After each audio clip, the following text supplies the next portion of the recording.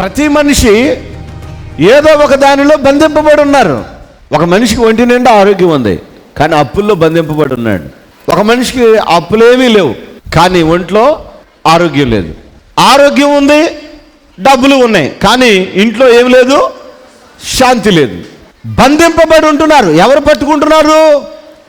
దుష్టుడైన అపవాది ఎవరిని మృంగుదునా అని వెదకుచూ తిరుగుతూ ఉన్నటువంటి దుష్టుడు పట్టుకుంటున్నాడు ఒక్కొక్కళ్ళని ఒక్కొక్క రీతిలో. ఈ పట్టుబడిన వాళ్ళంతా ఆకాశంలో ఎగిరే పక్షి. అది పైన ఎగురుతున్నంతసేపు చాలా బాగానే ఉంటుంది, కానీ దాని కాలు కనుక ఎప్పుడైనా ఉచ్చులోనో వలలోనో చిక్కుబడింది అనుకోండి, అది రెక్కలతో కొట్టుకుంటుంది, కానీ ఎగిరి వెళ్ళటానికి అవకాశమో ఉండదు.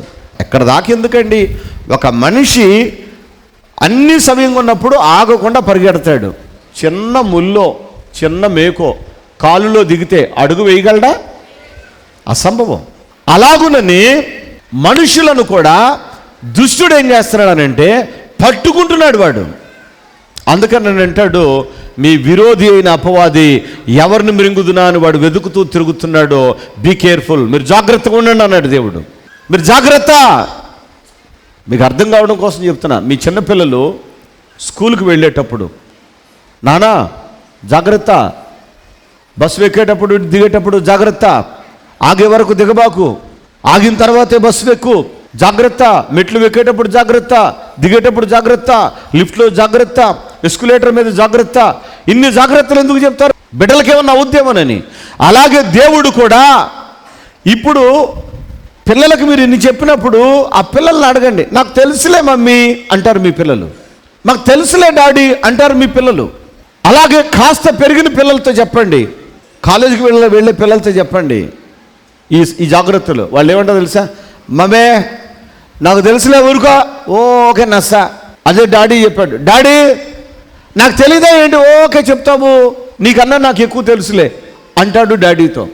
అలాగే దేవుడు కూడా మీతోనే, మీరు ఆయన పిల్లలు, మీరు జాగ్రత్త. దుష్టుడైన అపవాది ఎప్పుడు ప్రమాదానికి గురి చేస్తాడో, ఎప్పుడు రోగానికి గురి చేస్తాడో, ఎప్పుడు మీ ప్రాణం తీసేస్తాడో, ఎప్పుడు మీ కాపురాలు నాశనం చేస్తాడో, ఎప్పుడు మీ కుటుంబాలను ధ్వంసం చేస్తాడో, జాగ్రత్త అని చెప్తున్నాడు దేవుడు. పరిశుద్ధాత్మ అభిషేక అంజూర పండుగ జరుగు స్థలముల వివరములు.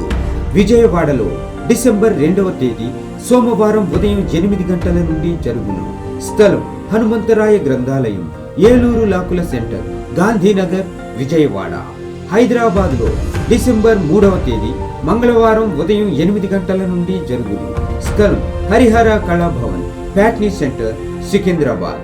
ఆత్మకూరులో డిసెంబర్ 5వ తేదీ గురువారం ఉదయం 8 గంటల నుండి జరుగును. స్థలం డైమండ్ ఫంక్షన్ హాల్, బస్టాండుకు దగ్గరలో, నంద్యాల టర్నింగ్ వద్ద, ఆత్మకూరు. రేపల్లెలో డిసెంబర్ 5వ తేదీ గురువారం ఉదయం 8 గంటల నుండి జరుగును. స్థలం మత్స్యకార భవన్, బస్టాండ్ ప్రక్కన, రేపల్లె, బాపట్ల జిల్లా. మిర్యాలగూడలో డిసెంబర్ 7వ తేదీ శనివారం ఉదయం 8 గంటల నుండి జరుగును.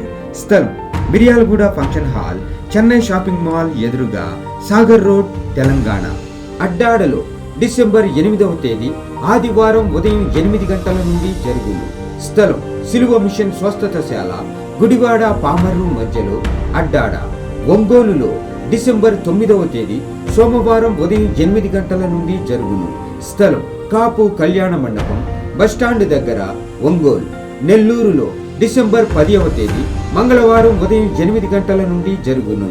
స్థలం జిపిఆర్ గ్రాండ్, ముత్తుకూరు గేటు దగ్గర, మినీ బైపాస్ రోడ్, నెల్లూరు. నంద్యాలలో డిసెంబర్ 11వ తేదీ బుధవారం ఉదయం 8 గంటల నుండి జరుగును. స్థలం JK function hall, Salim Nagar, municipal office దగ్గర, నంద్యాల. కర్నూలులో డిసెంబర్ 12వ తేదీ గురువారం ఉదయం 8 గంటల నుండి జరుగును. స్థలం వైఎంసీఏ గ్రౌండ్, రాజ్ థియేటర్ ఎదురుగా, ఆర్ఎస్ రోడ్, కర్నూలు.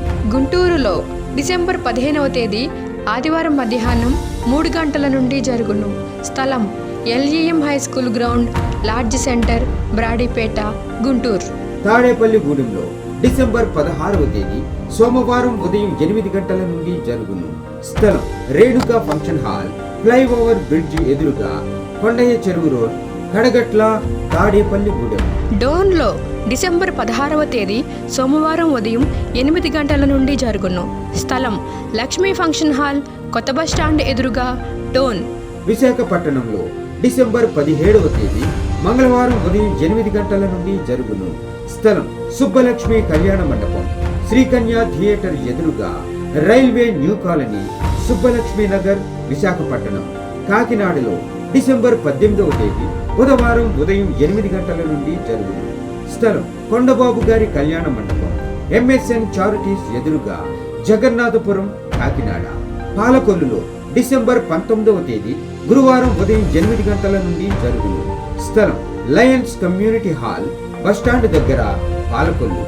పెద్ద డోర్నాలలో డిసెంబర్ 19వ తేదీ గురువారం ఉదయం 8 గంటల నుండి జరుగును. స్థలం కల్వరి స్వస్థతశాల, పోస్టాఫీస్ వెనుక, కర్నూలు రోడ్, పెద్ద డోర్నాల. పెరవలిలో డిసెంబర్ 20వ తేదీ శుక్రవారం ఉదయం 8 గంటల నుండి జరుగును. స్థలం కర్మేలు ప్రార్థనా మందిరం, గవళ్లపాలెం, ముక్కాముల రోడ్, పెరవలి మండలం, తూర్పు గోదావరి జిల్లా. మాచెర్లలో డిసెంబర్ 21వ తేదీ శనివారం ఉదయం 8 గంటల నుండి జరుగును. స్థలం మానుకొండ కళ్యాణ మండపం, మున్సిపల్ ఆఫీస్ దగ్గర, పల్నాడు జిల్లా. ఖమ్మంలో డిసెంబర్ 23వ తేదీ సోమవారం ఉదయం 8 గంటల నుండి జరుగును. స్థలం మంచికంటి భవన్, సిపిఎం ఆఫీస్ ప్రక్కన, ఎన్ఎస్టి రోడ్, ఖమ్మం.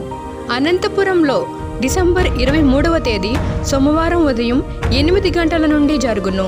స్థలం Sri Padmavathi function hall, old Ramana Ramesh theatres, Anantapuram. మాది మహబాద్ జిల్లా కొరివి మండలం సుదనపల్లి గ్రామం. మాకు పెళ్ళై 8 సంవత్సరాలు. ఖమ్మంలో నేను తిరిగిన హాస్పిటల్ లేవు. నాకు గర్భసంచికి బుడగలైనాయని డాక్టర్లు చెప్పారు. గర్భసంచి బుడగలకి 2 సార్లు ఆపరేషన్ చేశారు. మరి జయారంలో మరి అక్క అనేట ఉంది. ఆ అక్క అన్నది కదా, క్రీస్తు రాయబారు దైవజనుడు ఖమ్మంలో అక్టోబర్ నెలలో వస్తాడమ్మా, అక్కడికి రండి అని చెప్పారు. అయితే మేము పోయిన సంవత్సరం ఇదే నెలలో ఇక్కడికి వచ్చాము. దేవుడు ప్రేరేపించిన విధానం బట్టి నేను 5,000 స్పాన్సర్ చేశాను. నాకు పెళ్ళై 8 సంవత్సరాలు, దాదాపు 2-3 లక్షలు ఖర్చు చేశాం. దేవుడు నా పని చేయి, నేను నీ పని చేస్తా అన్నాడు కదా. నేను ఈ నెలల్లోనే అంజూర పండు తీసుకున్నాను. ఇక తీసుకున్నాక మళ్ళీ నవంబర్ నెలలో వచ్చినాక నేను స్పాన్సరు దైవజనుడికి అందించాను. మరి నాకైతే కుమార్తెను దేవుడు అనుగ్రహించాడు. నాకు కార్యం చేసిన దేవుడికి కృతజ్ఞతాస్తుతులు చెల్లించుకుంటున్నాను.